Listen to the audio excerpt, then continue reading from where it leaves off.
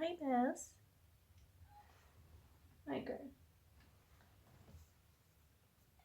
I know. Hi everyone and welcome back to the channel. In this video I want to go through how we can eat healthy on a budget. So I thought this would be an important topic to talk about since prices are going up absolutely everywhere. But I really strongly believe that that doesn't mean that we have to sacrifice our health. So here are a few tips on how we can eat healthy without breaking the bank. So my number one tip here is to shop around. Many of us are loyal to certain brands solely because of the brand name. And while this is not necessarily a bad thing, buying only brand names can be quite costly. So it's important to keep an open mind when going out shopping. It's a common misconception that when you buy a brand name, you're actually buying better quality food. However, this is not always the case, and this is why it's important to look at nutritional labels when going out shopping.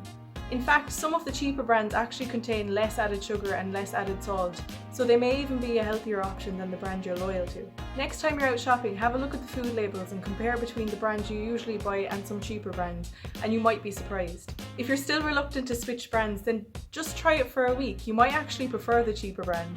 It will definitely be worth it in the long run if you end up switching. So my second tip is to try and cook all your meals from scratch, or at least some of them. By cooking from scratch, I mean cooking with whole foods, making your own sauces, making your own dinners, not getting takeout as much. While things like ready meals and pre-made sauces may save you time, they actually are very costly. Cooking your own meals and making your own sauces from scratch can actually save you quite a bit of money. Now, depending where you're from, prices can vary, but at least in Ireland, whole foods and fresh produce are generally cheaper than processed items. And if you're worried that you don't have enough time to make your own meals, try and allocate an hour or two at the weekend to making a couple of meals in bulk. You can freeze anything you don't need right away, and it will save you a lot of time during the week.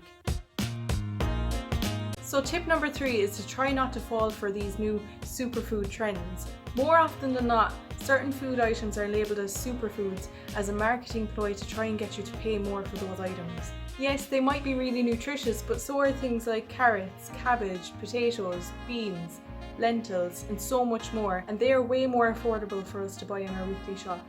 So just remember, just because you're not part of the latest trend does not mean you're not healthy. And that brings me on to tip number 4. We need to start prioritising diet first over taking supplements. Obviously, if your GP or a dietitian has recommended you to take a certain supplement, then by all means take it. But for most of us, we can get all the nutrients we need from a well-balanced diet. So supplements are a billion-dollar industry and they're actually not regulated like medicine, so you may not actually be getting what you pay for, unless of course you buy from a trusted and reputable brand. Supplements can be extremely expensive, especially if you don't actually need them. So unless you've been told to supplement by a medical professional, save your money on supplements and instead opt for a well-balanced diet.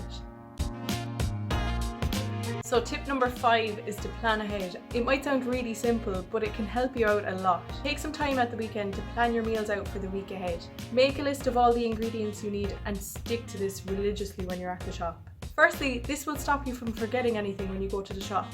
And this will stop you from going to the shop multiple times during the week to pick up something that you forgot, and this will save you money over time. Secondly, it will stop you impulse buying when you're actually at the shop. How many times have you gone into the shop without a list and ended up buying so many things that you don't actually need and didn't end up using? This will also limit the amount of food waste that we create in our households, which brings me smoothly on to the next tip. So my final tip is to limit food waste. Not only is this good for the environment, but it's also good for our pockets. Food waste costs consumers so much money, but there are a few things we can do to prevent it. First of all, only buy what you need, and we already covered this in the previous point. Also, if you think something's going off or you think that you're not going to use it that week, then the freezer is your best friend. It's also a good idea to start using our leftovers rather than just throwing them out. Even vegetable scraps can be used to make vegetable stock, so there's really no excuse to be throwing anything out. So there you have it, there's my 6 easy tips to try and eat healthy on a budget. I really hope I've shown you that you really don't have to sacrifice your health if you want to save some money. If you found this video helpful, click the like button and don't forget to hit subscribe. If you guys have any more tips on eating healthy on a budget, then leave it in a comment below. Thanks for watching, I'll see you in the next one. Bye!